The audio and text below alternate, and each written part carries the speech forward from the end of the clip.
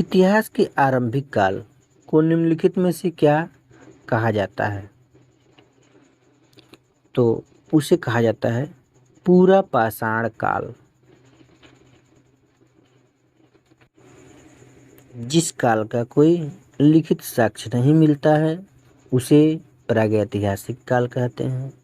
प्रागैतिहासिक काल के अंतर्गत पाषाणकालीन सभ्यता आती है। उपकरणों की भिन्नता के आधार पर संपूर्ण पाषाणयुगीन संस्कृति को 3 मुख्य चरणों में विभाजित किया गया है।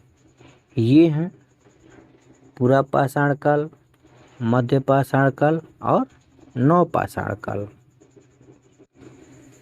भीमबेटका गुफा किस राज्य में स्थित है? तो वह है मध्य प्रदेश में।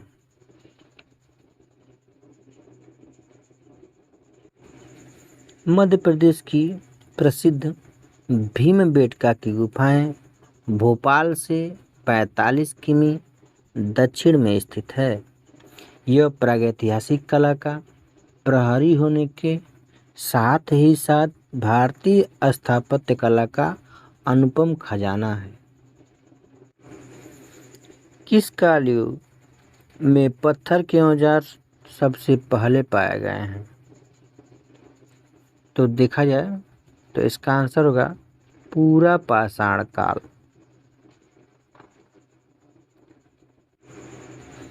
उपकरणों की भिन्नता के आधार पर पूरा पाषाण काल को 3 कालों में विभाजित किया गया है।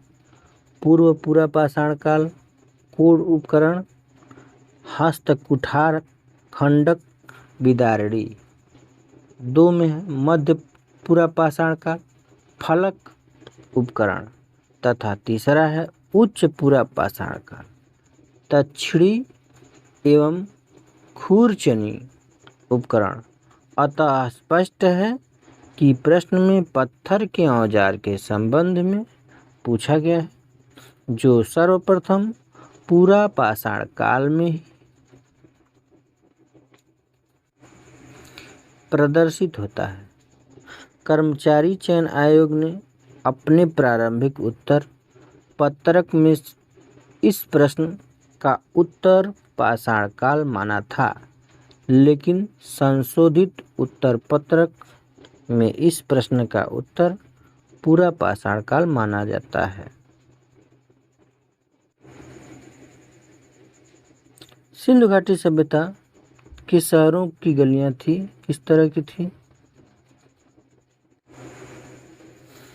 तो इसका आंसर होगा चौड़ी और सीधी थी। सिंधु घाटी सभ्यता में शहरों की गलियां चौड़ी और सीधी होती थी। यहाँ की सड़कें पूर्व से पश्चिम एवं उत्तर से दक्षिण की ओर जाती हुई एक दूसरे को समकोण पर काटती थी। निम्नलिखित में से कौन सी सभ्यता अपने नगर नियोजन के लिए प्रसिद्ध है? तो वो है सिंधु घाटी की सभ्यता। सिंधु घाटी की सभ्यता की प्रमुख विशेषता नगर नियोजन को माना जाता है। यहाँ नगर और कस्बे एक निश्चित योजना के अनुसार बसाए जाते थे। हड़प्पा और मोहनजोदड़ो सिंधु घाटी सभ्यता के 2 प्रमुख नगर थे। हड़प्पा नामक पूरा स्थल सर्वप्रथम ज्ञात होने के कारण इसको हड़प्पा सभ्यता के नाम से भी जाना जाता है। यहाँ है हड़प्पा और मोहनजोदड़ो के खंडहर निम्नलिखित में से किस नदी के तट पर पाए जाते हैं? तो इसका आंसर होगा रावी नदी। परंतु इसका आंसर पूर्ण रूप से सही नहीं है। क्यों? क्योंकि इसमें हड़प्पा देखा जाए तो हड़प्पा जो है रावी नदी के किनारे स्थित है, परंतु मोहनजोदड़ो जो होता है वह सिंधु नदी के किनारे स्थित था। सिंधु नदी जो इस ऑप्शन में कहीं नहीं है। यहाँ पे हड़प्पा रावी नदी के किनारे, जबकि मोहनजोदड़ो सिंधु नदी के किनारे अवस्थित है। जो ऑप्शन में सिंधु नदी नहीं है, अतः इसका आंसर एक सटीक नहीं हो सकता है। सिंधु घाटी सभ्यता के किनारे निम्नलिखित स्थानों में से कौन सा स्थान सिंधु नदी के किनारे पर स्थित था? तो वो था मोहनजोदड़ो, बी ऑप्शन सही है। मोहनजोदड़ो की दशावशेष पाकिस्तान के स्थित सिंध प्रांत के लरकाना जिले में सिंधु नदी के दाहिने तट पर स्थित है। यहाँ लगभग प्रत्येक घर में निजी कुएं एवं स्नानागार होते थे और पानी के लिए नालियों की व्यवस्था थी। अनेक घरों में शौचालय भी बनाए गए थे।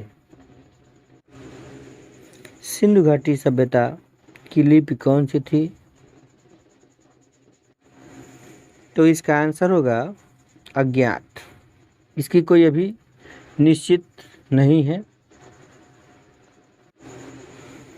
सिंधु लिपि में लगभग 64 मूल चिन्ह, 250 से 400 तक अक्षर हैं, जो शैलखड़ी की आयताकार मुहरों, तांबे की गुट्टिकाओं आदि पर मिलते हैं। यह लिपि चित्रात्मक थी। यह लिपि अभी तक पढ़ी नहीं जा सकी है। मोहनजोदड़ो का स्थानीय नाम क्या था? तो वो था मृतकों का टीला। मोहनजोदड़ो, जिसका सिंधी भाषा में अर्थ मृतकों का टीला होता है, इसकी खोज का सर्वप्रथम 1922 ईस्वी में राखाल दास बनर्जी ने किया था। इसके पुरातात्विक महत्व की ओर ध्यान आकर्षित किया। मोहनजोदड़ो में सबसे बड़ा भवन कौन सा है?